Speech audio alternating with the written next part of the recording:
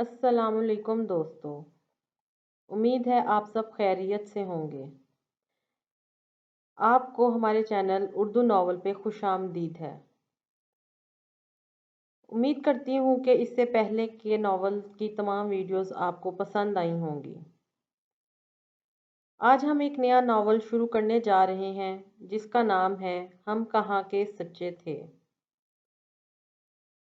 اس novel کو شروع کرنے سے پہلے اگر آپ نے ہمارا چینل سبسکرائب نہیں کیا ہے تو سب سے پہلے چینل کو سبسکرائب کریں تاکہ آنے والی ہر ویڈیو آپ تک آسانی سے پہنچ سکے اور بیل آئیکن کو لازمی پریس کریں۔ تو آئیں اب ہم شروع کرتے ہیں آج کا ناول جس کا نام ہے ہم کہاں کے سچے تھے۔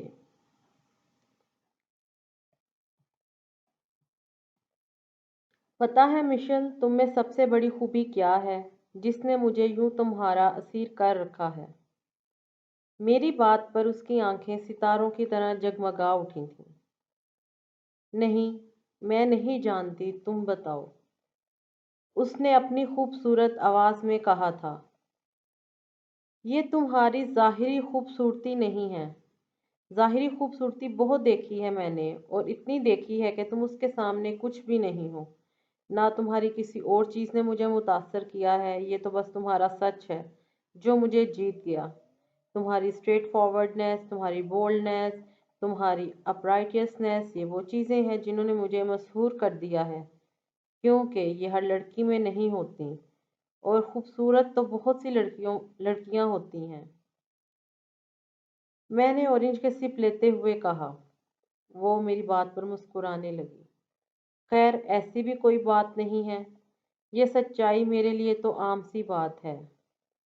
It's part of my life, so مجھے اس کے بارے میں کوئی بہت ایکسٹرا آرڈنری فیلنگز نہیں ہوتی جیسے تمہیں ہوتی ہیں۔ یار، جو کوالٹی بندے میں ہو اسے ماننا چاہیے کہ ہاں یہ چیزیں مجھ میں ہیں، یہ خاص بات ہے جو دوسروں میں نہیں ہے۔ انتظار نہیں کرتے رہنا چاہیے کہ کوئی دوسرا ہی تعریف کرے، کیونکہ اب لوگ کسی کی تعریف مشکل سے ہی کرتے ہیں۔ تمہیں مان لینا چاہیے، بلکہ فخر کرنا چاہیے کہ ہاں بھئی یہ خوبی ہے مجھ میں نے اسے قائل کرنے کی کوشش کرتے ہوئے کہا۔ وہ اپنی سیاہ آنکھیں مجھ پہ مرکوز کیے مسلسل مسکرا رہی تھی۔ اچھی لگتی ہیں تمہاری باتیں، لیکن کبھی کبھی میں حیران ہوتی ہوں کہ جن چیزوں کو تم ایڈمائر کرتے ہو انہیں اب کہاں ایڈمائر کیا جاتا ہے۔ جس طرح تم جھوٹ سے نفرت کرتے ہو، سچ کا پرچار کرتے ہو، کیا تم اس دنیا میں کامیاب ہو سکتے ہو؟ کیونکہ خالی سچ کا علم لے کر پھرنے سے آخر ملتا کیا ہے؟ زندگی سچ کے علاوہ بھی ہے، مگر بعض دفعہ مجھے لگتا ہے جیسے تمہارے لیے سچ ہی سب کچھ ہے، ایسے جیسے تمہیں سچ سے عشق ہو چکا ہے۔ میں اس کی بات پر ہنس پڑا۔ مجھے یقین نہیں آ رہا کہ یہ سب کچھ تم کہہ رہی ہو، جو خود سچ بولنے والوں کے گروہ میں شامل ہے، اور جو سچ کے لیے کوئی بھی نقصان اٹھانے کو تیار رہتی ہے۔ اور اچھی بات یہ ہے کہ تم اپنے بارے میں کس خوش فہمی کا شکار نہیں ہو، جو چیزیں تمہارے دل میں آتی ہیں کہہ دیتی ہو۔ نہیں، آئی سویئر، میں سیریس ہوں، مجھے بتاؤ کہ تمہیں صرف سچے لوگ ہی کیوں اچھے لگتے ہیں؟ حالانکہ ضروری تو نہیں ہوتا کہ جو لوگ سچ بولتے ہیں وہ واقعی اچھے ہوں، ہو سکتا ہے ان کے دلوں میں بغض ہو، وہ بناوٹ اور تضاد کا شکار ہوں۔ یہ بھی ہو سکتا ہے کہ انہوں نے اپنے کمپلیکسز چھپانے کے لیے خود پر سچائی کا پردہ ڈال لیا ہو، اور در حقیقت ان سے بڑھ کر کوئی فراڈ ہو ہی نہ۔ میں اس کی بات پر کچھ حیران ہوا تھا۔ کیا تم ایسی ہو؟ وہ میرے سوال پر گڑبڑائی اور پھر ہنس پڑی۔ نہیں بھائی، میں ایک جنرل سی بات کر رہی ہوں۔ میں نے آج تک ایسا کوئی بندہ نہیں دیکھا جو ظاہر میں سچا ہو اور باطن میں جھوٹا، اس لیے میں تمہاری بات سے اتفاق نہیں کرتا۔ وہ مجھے دیکھتے ہوئے پرسوچ انداز میں جوس کے سپ لینے لگی۔ اور سناؤ، تمہاری اسٹڈیز کیسی جا رہی ہیں؟ ویسی ہی جیسی اب تک جا رہی تھی، تفریح، تعلیم، سب کچھ ساتھ ساتھ۔ ارے میں تو تمہیں بتانا ہی بھول گئی کہ مجھے یونیورسٹی کے میگزین کا ایڈیٹر چن لیا گیا ہے، اس نے ایک دم گلاس ٹیبل پر رکھتے ہوئے کہا۔ دیٹس ونڈرفل، اور کتنے کارنامے کرو گی؟ اب تو عادت سی ہو گئی ہے تمہارے مارکوں کے بارے میں سننے کی۔ مجھے حیرت ہوتی ہے کہ تم یہ سب مینیج کیسے کرتی ہو، مشکل نہیں لگتا یہ سب؟ وہ میری بات پر فخریہ انداز میں مسکرائی۔ मुश्किल कैसे? टैलेंट और जज़्बा होना चाहिए बंदे में, फिर सब कुछ हो जाता है। और वैसे भी मुझे तो कोशिश भी कम ही करनी पड़ती है किसी चीज़ के लिए, हर काम खुद से ही हो जाता है। अब ये मैगज़ीन का मामला ही ले लो, मैं ज़रा भी विलिंग नहीं थी ये ज़िम्मेदारी लेने में, क्योंकि इसमें बहुत बखेड़े होते हैं, जिसकी चीज़ को पब्लिश करो वो खुश बाकी नाराज़। मगर हमारे हेड ऑफ डिपार्टमेंट ने इस्रार करके मुझे ये ज़िम्मेदारी लेने पर मजबूर किया है। अब बंदा हर जगह इनकार भी नहीं कर सकता। पहले ही लिटरेरी कौंसिल की सदर होने की वजह से इतने काम सर पर पड़े हैं, अब मैगज़ीन की मुसीबत भी शामिल हो गई। मगर खैर करना तो है ही। टेबल पर हाथ लटकाए वो बोले जा रही थी और मैं उसे देख रहा था। और स्टडी कैसी जा रही है? ये ना हो इन सरगर्मियों की सारी कसर वहां निकल जाए। मैंने उसे छेड़ा। जी नहीं, अब ऐसी भी कोई बात नहीं है। इस हफ्ते भी अपनी असाइनमेंट पर डिस्टिंक्शन ली है। मेरे नोट्स ढूंढता फिरता है पूरा डिपार्टमेंट। बल्कि मेरी असाइनमेंट की एक कॉपी हमारे हेड ऑफ द डिपार्टमेंट ज़रूर लेते हैं। तो फिर तवक्को की जाए कि तुम टॉप करोगी। नहीं खैर, अब टॉप करना तो बहुत मुश्किल काम है। बहुत जीनियस है हमारी क्लास में। वैसे भी यूनिवर्सिटी में टॉप करना बहुत ही मुश्किल होता है। And what about Mehreen? वो भी काफ़ी अच्छी होती थी स्टडी में, इजंट शी? नहीं, अच्छी है, वो भी मेहनती है। उसने आइसक्रीम का बाउल अपनी तरफ खींचते हुए कहा जो वेटर रख किया था। तुम्हारे ताल्लुकात वैसे ही हैं, उससे कोई बेहतरी नहीं हुई। मैंने आइसक्रीम का वेफर तोड़ते हुए कहा जो वेटर रख कर गया था। देखो, मैं तो हमेशा उसे अच्छे तरीके से ही मिलने की कोशिश करती हूँ, मगर अब वो बात करना पसंद नहीं करती तो मेरा कसूर नहीं है। वैसे भी उसे बहुत से कॉम्प्लेक्सीज हैं, तुम्हें तो पता ही है उसका। फिर यूनिवर्सिटी में वो बहुत फजूल बातें फैलाती फिरती है मेरे बारे में, लेकिन मैं हमेशा इग्नोर कर देती हूँ। After all she is my cousin. पर कभी कभी तो मुझे लगता है कि वो बहुत अब नॉर्मल है, हद से ज़्यादा। और फिर वो जेलस भी बहुत होती रहती है। हालांकि मैं यूनिवर्सिटी में उसके लिए हमेशा मौके फराहम करने की कोशिश करती हूँ, मगर जिस चीज़ में हिस्सा लेती हूँ वो कभी भी उसमें हिस्सा नहीं लेती, अवॉइड करने की कोशिश करती है। और मसला ये है कि मैं तो तकरीबन हर चीज़ में ही हिस्सा लेती हूँ और इस वजह से उसे हमेशा बैकग्राउंड में ही रहना पड़ता है। उसे क्या हो गया है? पहले तो वो ऐसी नहीं थी। पहले तो वो बहुत अच्छी बातें किया करती थी। अम्मी तारीफें अभी भी उसी की इतनी ही करती हैं। अब उसे क्या हो गया? कभी चले जाओ तो वो मुझसे बात नहीं करती। मैं खुद ही सलाम दुआ में पहल करता हूँ। हालांकि पहले तो अच्छी दोस्ती थी हमारी। मुझे भी उसकी तरह मेहरीन से शिकायतें थी। तुम्हें अवॉइड करने की वजह तो बहुत वाज़ेह है। तुम्हारी मुझसे दोस्ती है, सो वो ये कभी भी बर्दाश्त नहीं कर सकती कि कोई बंदा जो उसका दोस्त है वो मुझसे भी दोस्ती रखे। तुम्हें छोड़ने की वजह भी यही है कि अब तुम मुझसे मिलने लगे हो। बल्कि हो सकता है उसे हमारी पसंदीदगी का भी अंदाज़ा हो गया हो। उसने मुझे तफसील से कहा। अगर ये वजह है तो ये तो बहुत ही अहमकाना सी बात है। आफ्टर ऑल हर शख्स को आज़ादी होती है कि वो जिससे चाहे दोस्ती करे, जिसे चाहे पसंद करे। मैं उसकी बात पर कुछ उलझ सा गया था। छोड़ो, उसके बारे में जितना सोचोगे इतना परेशान होगे। ये बताओ, वापस कब जा रहे हो? अभी तो एक हफ्ता और है और फिर शायद 9 या 10 की फ्लाइट हो। मैंने आइसक्रीम खाते हुए उसको अपना स्केड्यूल बताया। और फिर कब आओगे? उसने पूछा।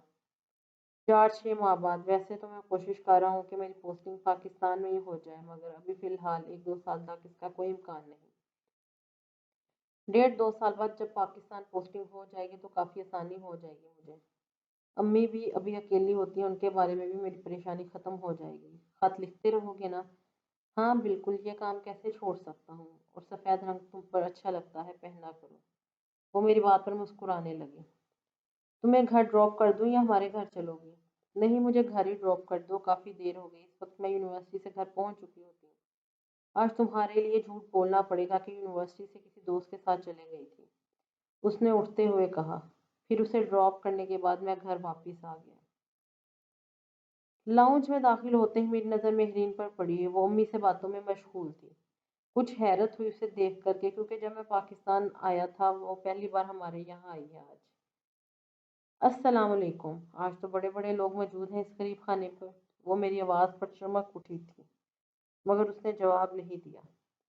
हाँ, आती तो ये मुश्किल से ही है। आज भी बड़े जत्नों से लाई हूँ, वरना इसे ये तो आज भी नहीं आ रही थी। अम्मी ने मेरी बात के जवाब में कहा था। नहीं खाला, बस काम ही इतना होता है कि कहीं आने जाने की फुर्सत ही नहीं मिलती। आपको पता है कि एमए की पढ़ाई कितनी मुश्किल होती है। पता है BA MA की पढ़ाई मुश्किल होती है, मगर और भी तो लोग हैं जो ये मुश्किल काम कर रहे हैं। मशल भी तो है, उसने तो पढ़ाई के साथ हर किस्म की सरगर्मी पाल रखी है और फिर भी यहाँ आती जाती है। मैं सोफे पर बैठते हुए नादानिस्ता तौर पर उसे मशल से कंपेयर कर गया था। उसने उलझी हुई नजरों से मुझे देखा और कहा, मैं मशल नहीं हूँ। अजीब सी सर्द महरी थी उसके लहजे में। हर कोई मशल जैसा हो भी नहीं सकता। मैं कहते कहते रुक गया।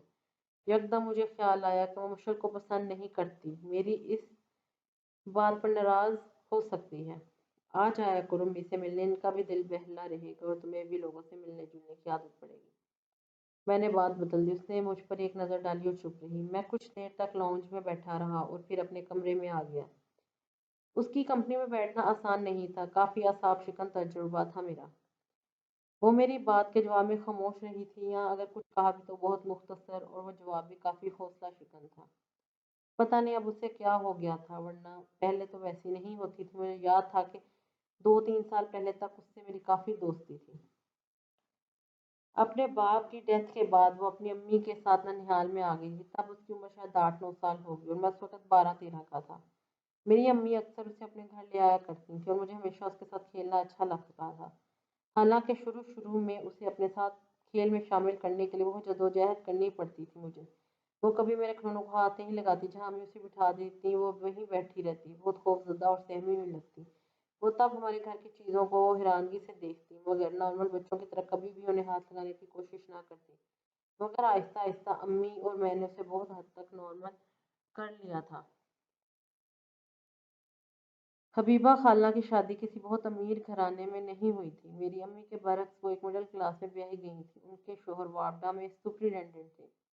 शुरू के 2-4 साल उन्होंने अच्छे गुजारे, मगर पता नहीं क्या हुआ कि खाला के शोहर ने अचानक हीरोइन इस्तेमाल करना शुरू कर दी। पहले वो छोटे छुपे नशा किया करते थे, फिर खाला को पता चल गया तो उन्होंने खुलेआम ये काम शुरू कर दिया, और फिर उसकी मुख्तार इतनी ज़्यादा हो गई कि उनकी नौकरी भी छूट गई और रही आहिस्ता आहिस्ता ही सही, मगर उनके माली हालात ख़राब होते गए। मेरी नाना खाला की थोड़ी बहुत मदद करते रहते थे और इसकी वजह से कभी उनके यहाँ फाकों की नौबत नहीं आई। खाला के शोहर के मरने से सबको यकदम सुकून मिल गया था। अगर वो ना भी मरते तो भी मेरे नाना और मामू ने खाला को तलाक दिलवाने का फैसला कर लिया था, मगर उन्हें खाला के शोहर के मरने की वजह से ये मसला फेस ही नहीं करना पड़ा था।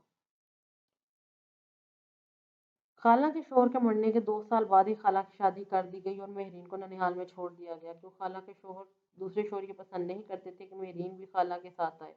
मुझे तब मेहरीन से बहुत हमदर्दी महसूस हुई। मुझे लगता था कि वो बिल्कुल अकेली है, उसका कोई खानदान नहीं, ना माँ बाप, ना बहन भाई, ना ही कोई दोस्त। 16 शौरी तौर पर मैं उसका ध्यान उठाने की कोशिश करता रहता और रफ्ता रफ्ता हमारे दरमियान बहुत अच्छी दोस्ती हो गई थी। आज के लिए इतना ही काफ़ी है।